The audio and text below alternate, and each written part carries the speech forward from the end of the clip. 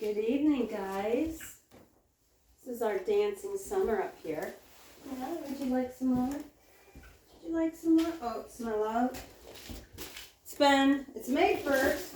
Hey, okay, you have to lift your head while I put some in there. Every day. We go over this every time. You're not getting an apple thing yet. I'm not done. I haven't even started.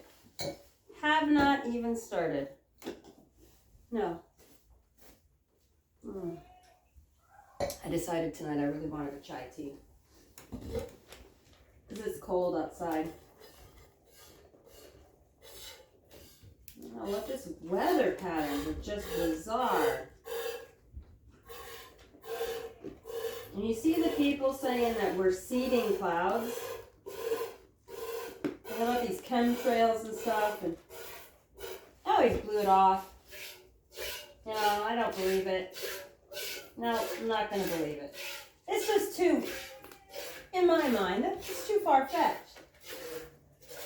But then this one guy was videotaping the air over his,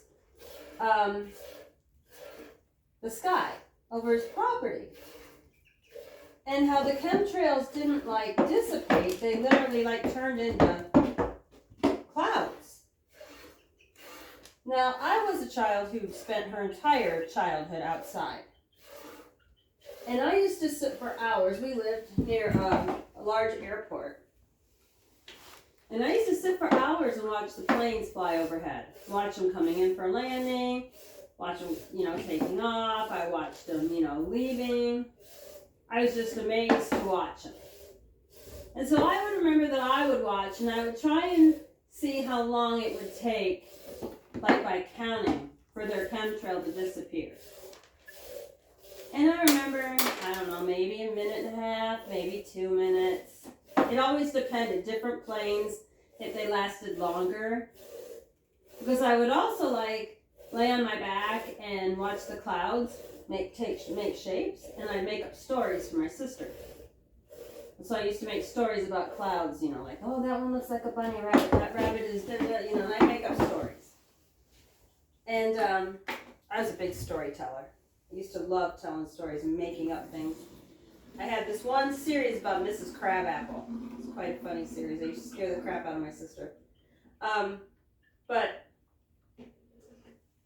this guy was showing me, and I'm watching this sky, and I'm like, well, but they should be dissipating. I mean, you would think, when I was a kid growing up, that the chemtrail would be more bad for the environment than it should be now, because I was in the 70s. And then I started looking into how they do seed clouding, and we've been seeding clouds for 50 years. I'm like, how come I didn't know about that?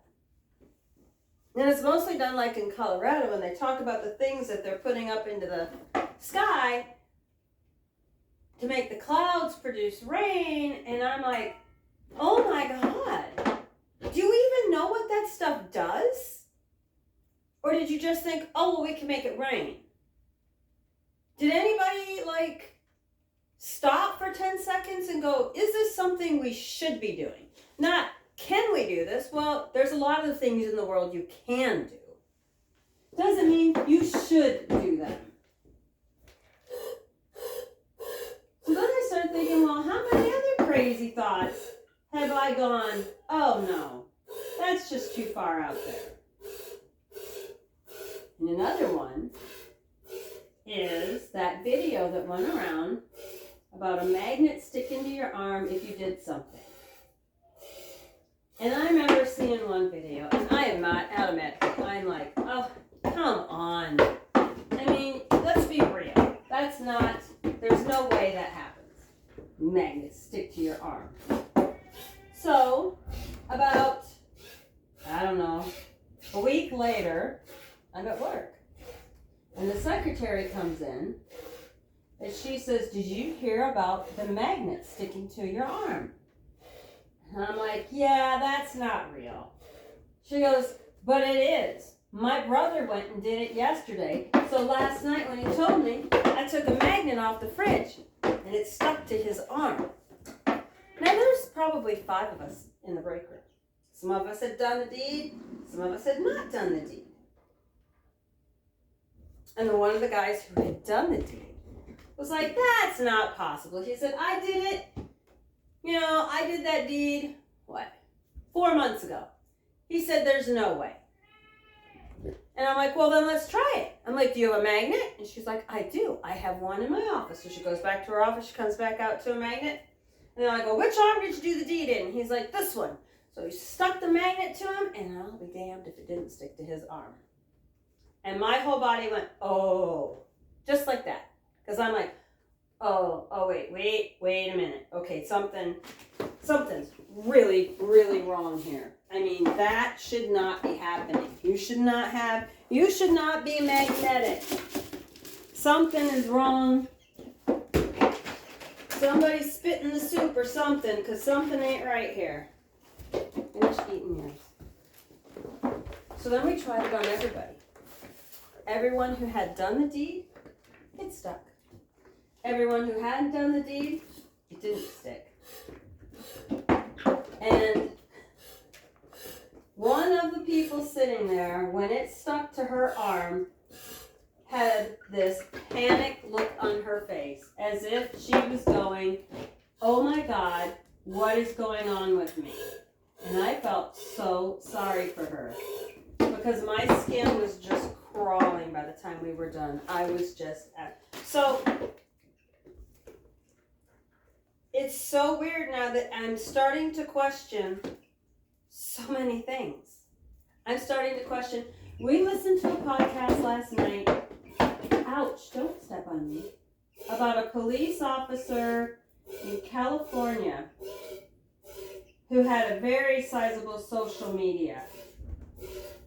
And he had posted, he was an ex-cop, ex-veteran, and he would post things like, if you get pulled over, this is what you should do.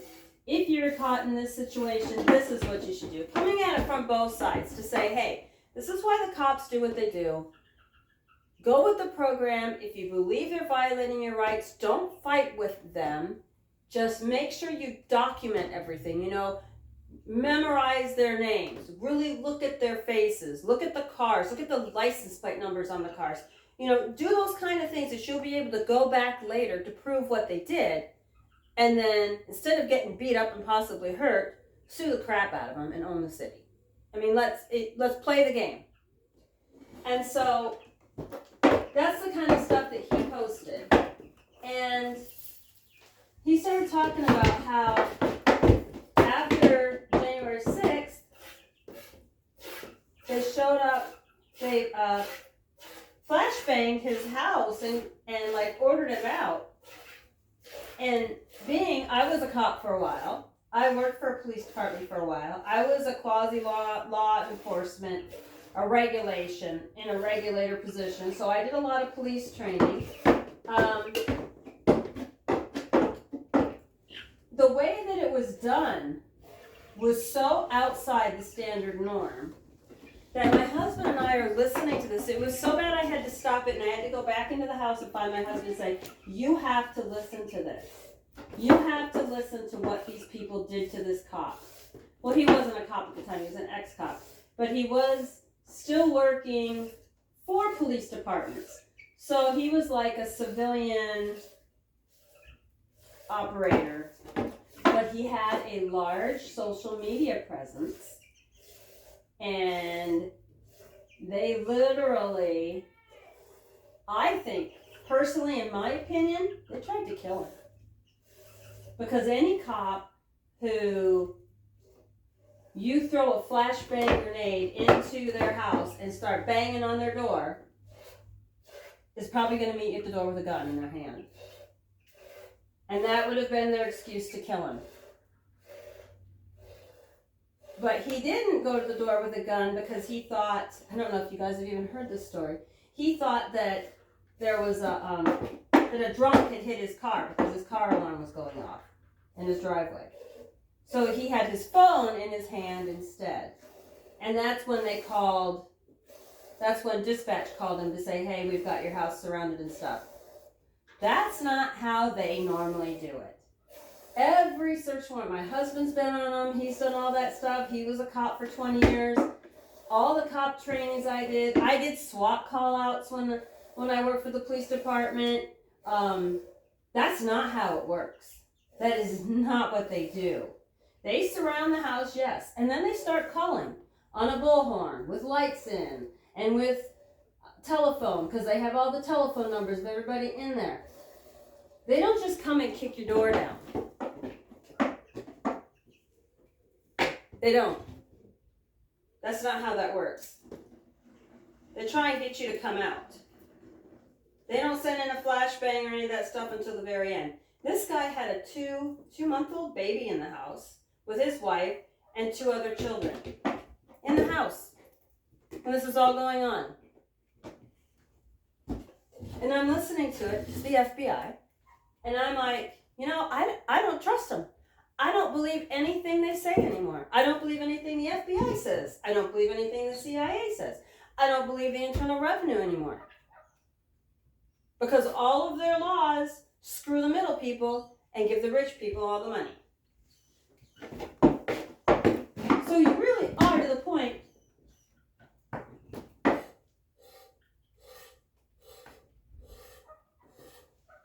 where you have to wonder just what. I thought I heard a mouse squeaking.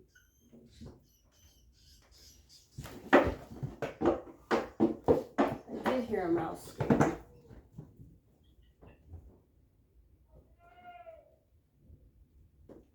don't know if there's another weasel in here or not. I don't know that it would go after those. Well, I don't know. I've had weasels kill chickens, but if the mice are so easy to get to. Missy. She's like, stop talking politics. You get all upset. What does it mean? What does it mean? We were watching another show this was a weekend about this alien encounter that supposedly happened in Brazil in the 90s. And how the UFO crashed and that there were 2 aliens running around hiding from the humans. And there were young girls that saw one and they were like, clearly it was scared. It was very, very scared. And that's my husband and I go, I don't know that if I had an alien I would turn it over to the government because I don't trust them enough to be decent about it. I mean, it's not fighting, it's trying to hide. I'm assuming that it's not there for evil intent. It's not running around killing people with a ray gun. I don't know that I would give it to the government. I just don't know that we can trust our government anymore. I just don't know. Can't believe anything anymore unless you see it with your own 2 eyes. Would you like my chai tea? Really? You want my chai tea? You cannot have my chai tea. This is my tea. It's mine. It's not for goats. You really want it that bad, huh? You want a little bit in a cup? Chai tea is expensive. Chai tea is expensive. You really want some, do you? Tickled. Here, hang on. You are so spoiled. I don't think it's even good for you. Oh my goodness.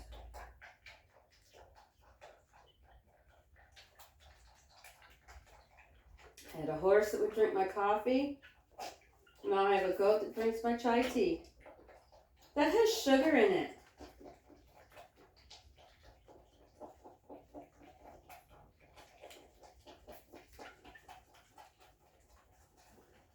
You drank that all up. I'm not giving you the rest. It's mine. You weirdo. You weirdo. But your sister won't. Oh, no, you don't. This is mine.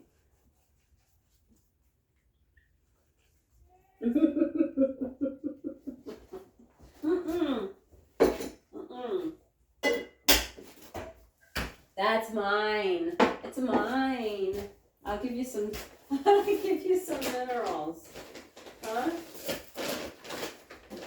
You've been chowing down on these minerals. Are you ready? The minerals again? I'll let you eat as many minerals as you want.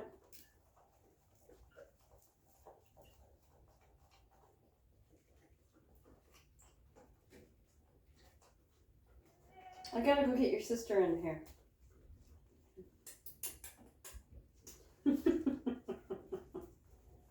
Oh, she's not spoiled, is she? Oh my goodness. Come on, Mama. Come on, let's go find your bratty daughter. Come on, Mama. Get down, Mama's right here. All right. Come on. You know, give me some more water on top of it. I filled your hay already. Hi, babies. Can you get some grain for the babies? It's all, I have it already done. I just need to grab it. Where did I put it? Where did I put it? Maybe I don't have it grabbed. That is one wet ball. I'm telling you.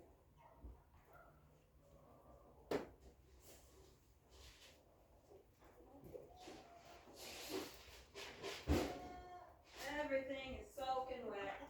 Soaking wet. It's kind of chilly out here. I don't like this change in the weather, Mama. No, I don't. No, I don't. I don't like it one bit. You like it? I don't like it. I don't like it, Mama. No.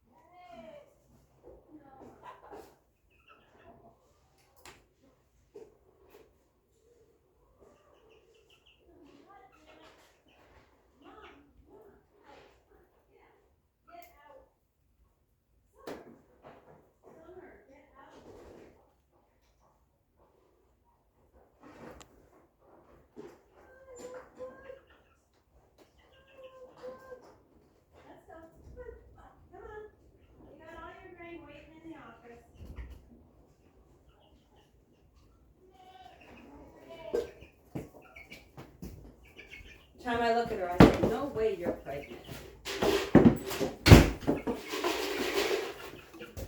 Of course, the last time she was knocked up, didn't know how she could have gotten knocked up either. Better not be in the water. Yeah, better not be in the water, I tell you. I tell you. Oh, one of the blue floopy chickens came in. What do you think, Mommy? What do you think, Mom?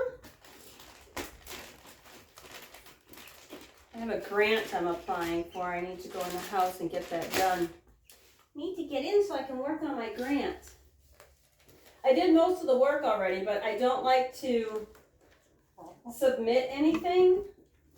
When first time I write it, I like to go back and review it after I've had time to not remember exactly what I wrote, so that when I read it, what I read is actually what I said. And then I always, when I send stuff out that's really important like that, I always read it backwards. And not the words backwards, but the sentences. You stop with the last sentence, and you read that sentence, then you go to the next sentence. You will catch all sorts of mistakes that way. I learned that in Police Academy, believe it or not. Because if you got gigged on any of your outfit, or you did something you weren't supposed to, or something happened, you had to write a 50-word memo. And if you had one mistake, just one mistake in it, then you had to redo the memo and add another 50 words on. So, yeah, I had to write one. I remember one time they kept trying to get me, they kept asking me questions, and to get the questions wrong. So I think he asked me like 6 questions. And, yeah. But it's okay. Academy was fun. It was interesting. It was difficult. It's kind of scary. Didn't know what to expect. I think it's good for everybody to be a little scared sometimes, nervous, anxious. I think it builds your character. It builds internal strength. It builds your inner wall. Stiffens your spine. When I was a 4-H leader, all my kids had to do public presentations. They'd get up and give a speech. And so my co-leader Lori and I, we took the training to be a publications judge so that we would know what we were supposed to be teaching our kids. And then we went to the first, we brought all the kids, and all my kids did it on the same night. They just did it in different rooms. And we worked really hard with the kids. And I had one kid that was crying because one of the judges, she doesn't like magic tricks. And the judge says, well, I don't know what this has to do with 4-H. Well, it's clearly stated in the rules that your public presentation can be about anything. It doesn't have to have anything to do with 4-H.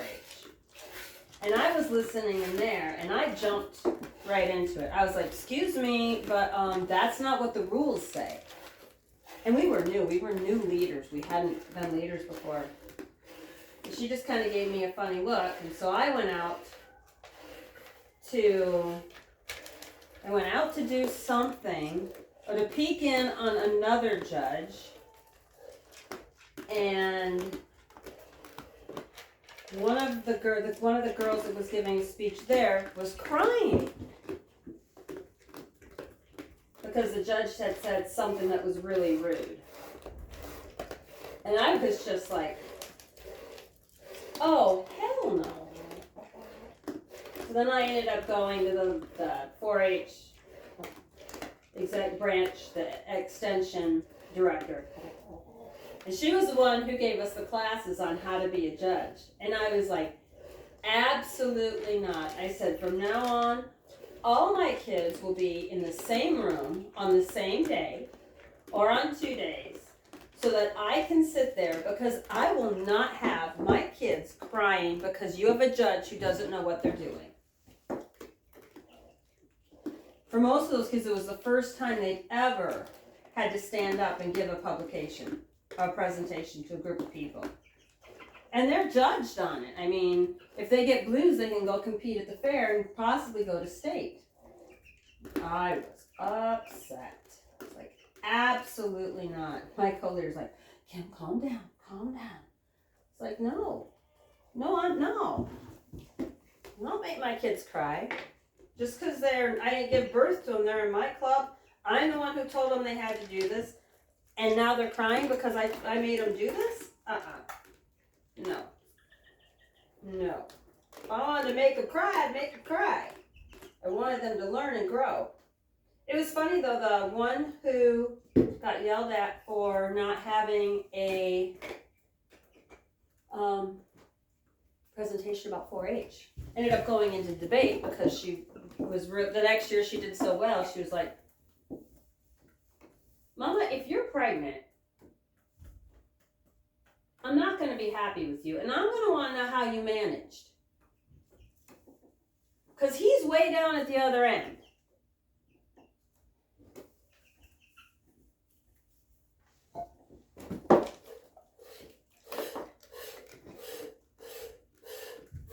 And you were never in with cardamom.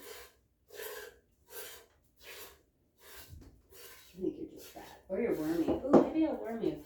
Did I worm your sister? Who did I worm? I wrote it down. I'll look and see who I wormed. I don't think it was you. Maybe I need to worm you.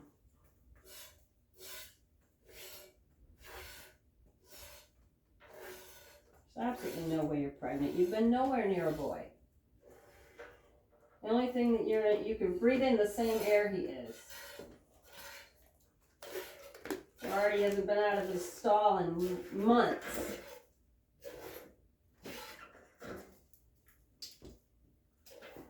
And I tried to let him out, but he was just a butthead because your sister was in heat. So he was acting all stupid. Yeah, he was acting all stupid. Yes, he was. I didn't mean to rant earlier, but I was just fed up. I was listening to something. I was listening to Dark Horse podcast.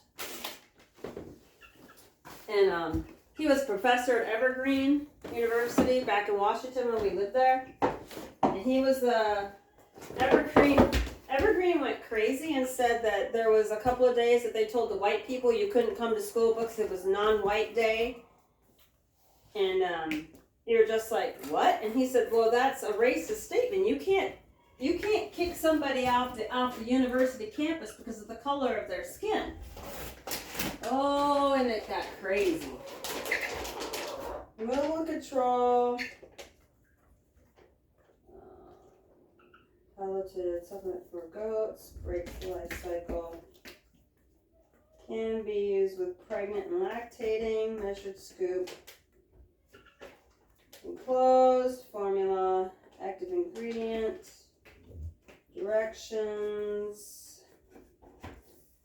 44 grams per 100 pounds of weight. Yes, hang on. Fresh water available. Why wouldn't you have medicated feed is consumed after? Stop. Uses top dressing. Well distributed. Treats 12 50-pound goats. I don't have 50-pound goats. You're probably 100 pounds, so you need 8 ounces. Do not treat goats for 30 days of slaughter. No milk discard required following use of dairy goats. Okay, that's what I was looking for. All right, so you need how much? How many ounces is this?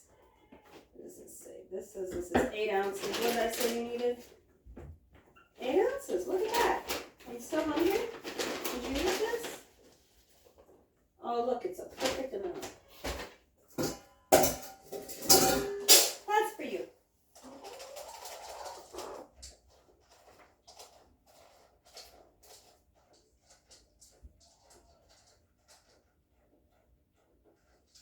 Yeah?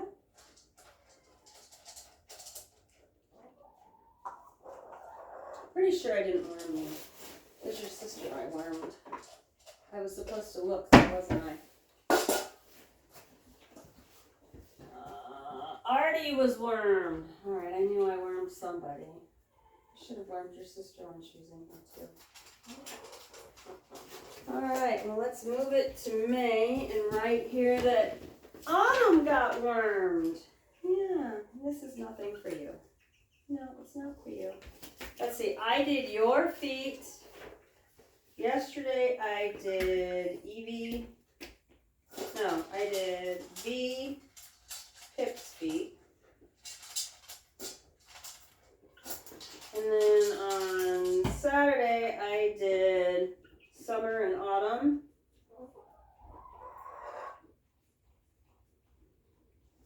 Might be able to put it.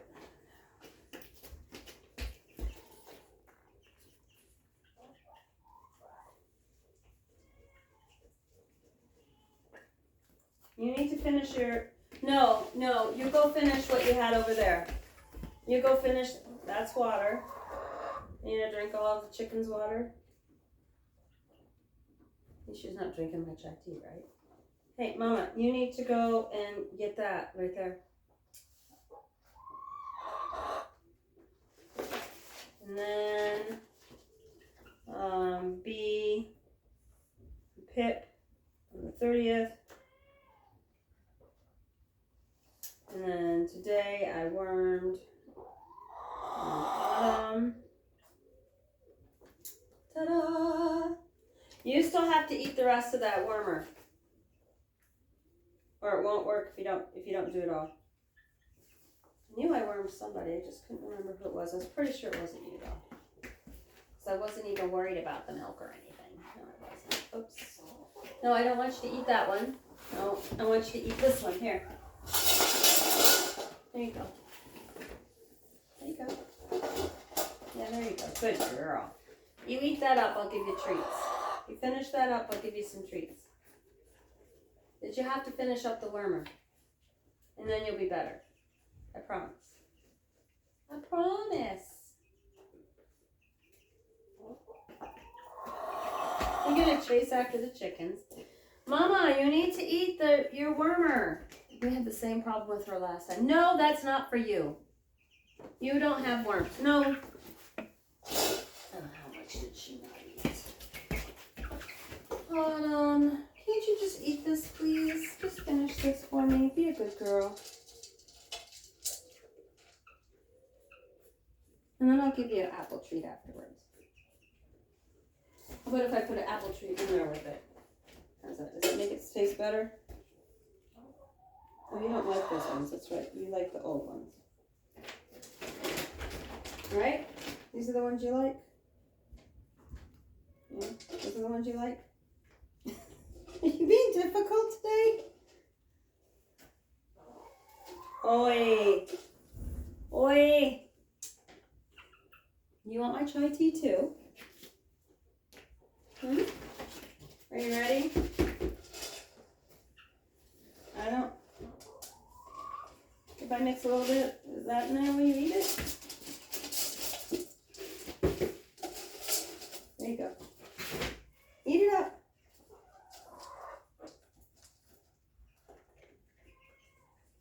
Are you full? You don't want to not give you enough because then it won't. Then I mixed it with stuff. All right, out of that. You need to get out of that. Come on. Come on. Let's go, Mama. We got to put some water in your thing and get you some hay. Mama. Oh, you bad goat. Don't be a bad goat.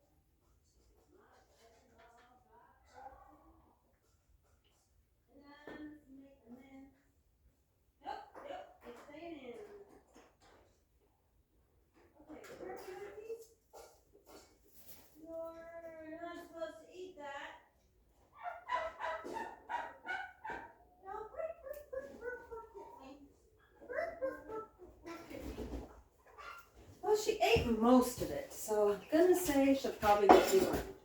Say to repeat after like 3 weeks. We'll do it again. All right, guys, have a good night. I'm gonna go in and work on my grant. I'll talk to you later. Bye.